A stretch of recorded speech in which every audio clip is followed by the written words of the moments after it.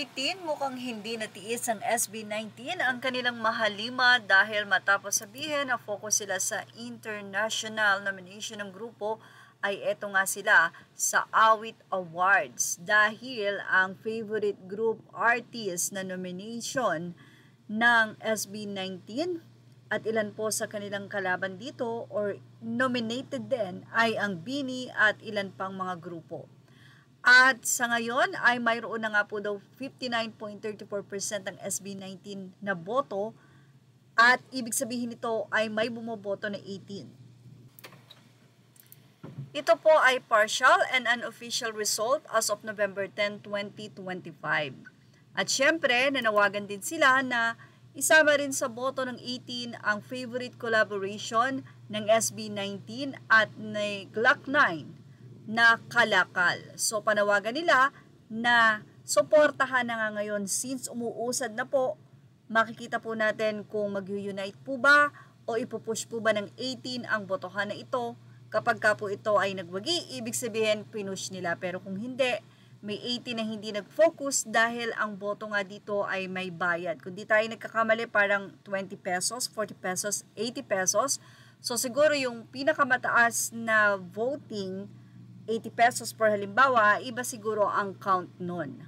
Samantala, proud at panay ang share nga ng mga SB19 Fan 18 sa tuwing makakakita sila ng poster ng SB19 sa mall. Siyempre, sa loob yan ng shop ng bench or boutique. At mukhang lahat nga po ng boutique ngayon ng bench ay mayroong poster ng SB19. Talaga namang in demand na in demand. At kung matatandaan nyo, ang nasabi nga pong 86 years old na lolo na fan ng 18 dahil ang kanya nga anak ay isang fan, so siya po ay gupit ng Mang Juan na chichirya or snacks. At ito ay ginagawa niyang poster at napaka-espesyal dahil naka-frame pa ito. At hindi lang yon, mapapansin nyo sa kanyang kwarto na puro endorser ng SB19 ang nandoon sa kanya nga pong kwarto. Nandoon ang Dunkin' Donut at saka ang Selecta. At sabi pa ng anak niya, hindi daw talapia ang nakalagay doon, kundi ang maintenance ng kanyang ama.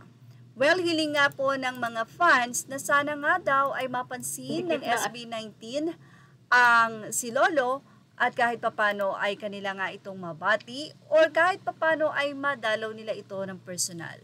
At hiling naman ng iba na sana nga daw ay maka-attend siya sa isa sa mga event ng SB19. Sa concert siguro medyo may edad na si Lolo 86 para sa concert. Siguro maganda bigyan siya ng maganda talagang pwesto. Yung nasa front para kitang-kita niya ang SB19.